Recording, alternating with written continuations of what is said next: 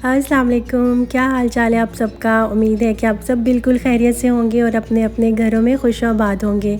Welcome back to my channel. आज मैं जो टिप या ट्रिक भी आप इसे कह सकते हैं आपके साथ शेयर करने वाली हूँ, ये आप सबके लिए बहुत ही ज़्यादा यूज़फुल होने वाली है।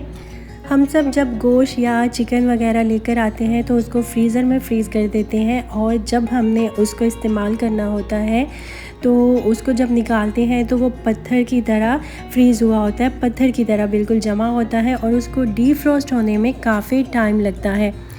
तो आज मैं आपके साथ जो टिप शेयर करने वाली हूँ, इसमें आपका जो मीट है वो मिनटों में डीफ्रोस्ट हो जाएगा। आपको उसको घंटों पानी में भिगो के रखने की ज़रूरत नहीं पड़ेगी। कभी आप जल्दी में हो या अचानक से मेहमान आ जाएं तो मिनटों में आप गोश्त को निकाल के डीफ्रोस्ट कर सकते हैं और खाना बना सकते हैं। अभी आगे ईद आने वाली है तो ये टिप आपके बहुत ज़्यादा काम आने वाली है, तो वीडियो को आपने एंड तक पूरा वॉच करना है। और अगर अभी तक मेरे चैनल को सब्सक्राइब नहीं किया हुआ तो जाके मेरे चैनल को सब्सक्राइब कर लें और बेल आइकॉन को भी प्रेस कर दें, ताकि मेरी हर न्यू वीडियो का नोटिफिकेशन आपको मिल सके। तो वीडियो स्टार्ट करते हैं। चलें जी, यहाँ पे सबसे पहले फ्रीज़र में से हम गोश्त को निकाल लेते हैं। जितना गोश्त हमें चाहिए होगा उतना हम निकाल लेंगे और बाकी को हम वापस फ्रीज़र में रख देंगे।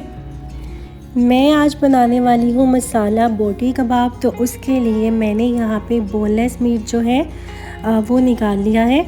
बाकी को मैं फ्रीज़र में रख दूँगी। तो यहाँ पे आप देख सकते हैं कि मीट हमारा कैसे पत्थर की तरह जमा हुआ है। हम इसको अगर ऐसे ही छोड़ें डीफ्रोस्ट होने के लिए तो इसको घंटों लग जाएंगे। तो यहाँ पे अब हमने क्या करना है, एक बाउल ले लेना है। कोई भी बड़ा सा खुला बाउल ले लेंगे जिसके अंदर हम गोश्त को भिगोएंगे, और यहाँ पर मैंने पानी गर्म होने के लिए रखा हुआ था। आप चाहें तो गीज़र का गर्म पानी भी इस्तेमाल कर सकते हैं। यहाँ पर आजकल बहुत ज़्यादा गर्मी है तो मैं गीज़र ऑन ही नहीं करती, और चाहें तो पानी को चूल्हे पे गर्म करके भी आप इस्तेमाल कर सकते हैं। अच्छा जी, पानी को हमने बॉल में ऐड कर दिया। अब इस पानी के अंदर हम नमक शामिल करेंगे। तकरीबन 1 टेबलस्पून के जितना नमक हम इस पानी में ऐड कर देंगे। वैसे अगर आम तौर पे मुझे गोश्त बनाना होता है, जैसे अगर मुझे शाम में पकाना है तो मैं सुबह से उसको निकाल के रख देती हूँ तो वो शाम तक डीफ्रोस्ट हो जाता है। लेकिन जब कभी मुझे जल्दी होती है या अचानक से कोई मेहमान आ जाए तो फिर मैं इसी टिप का इस्तेमाल करते हुए गोश्त को डीफ्रोस्ट करती हूँ। तो यहाँ पे मैंने नमक को थोड़ा सा मिक्स कर दिया है। अच्छा, यहाँ पे अब हम क्या करेंगे कि पहले हमने गोश्त को पैकेट में से निकाल लेना है और फिर हमने इसको पानी में डिप करना है। तो यहाँ पर मैंने इसको पैकेट में से निकाल लिया गोश्त को, और अब हम इसको इस गर्म पानी में डिप कर देंगे। इसी तरह दूसरा पैकेट भी हम खोलेंगे और गोश्त को निकाल के पानी में डिप कर देंगे।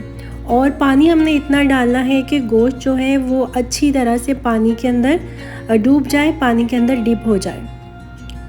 और अब हम इसको कवर करके 15 मिनट के लिए छोड़ देंगे।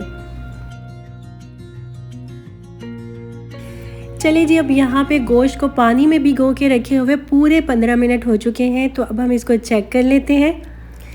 15 मिनट के बाद आप गोश्त की कंडीशन देख सकते हैं। सारी जो बोटियाँ हैं वो बहुत ही आसानी के साथ एक दूसरे से अलग हो रही हैं, बल्कि खुद ब खुद हो चुकी हैं।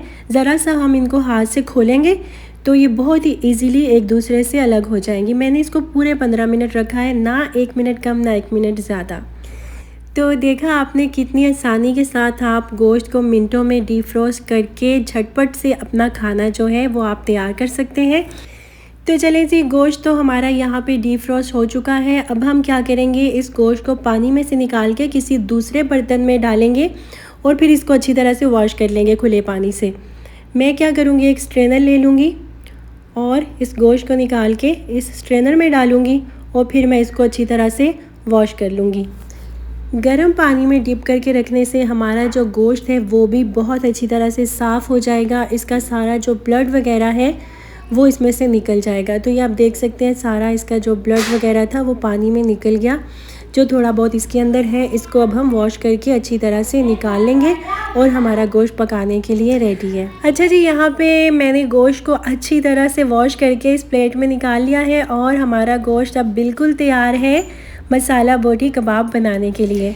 तो चलिए जी, ये तो थी एक छोटी सी टिप जो कि मैं ख़ुद यूज़ करती हूँ, तो मैंने सोचा आप लोगों के साथ भी इसको शेयर कर देती हूँ, क्योंकि आगे ईद आने वाली है तो आप लोगों के लिए ये बहुत ही यूज़फुल हो सकती है। इंशाल्लाह मुलाकात होती है नेक्स्ट वीडियो में, तब तक अपना ढेर सारा ख्याल रखिएगा, मुझे दुआ में याद रखिएगा। अल्लाह हाफिज़।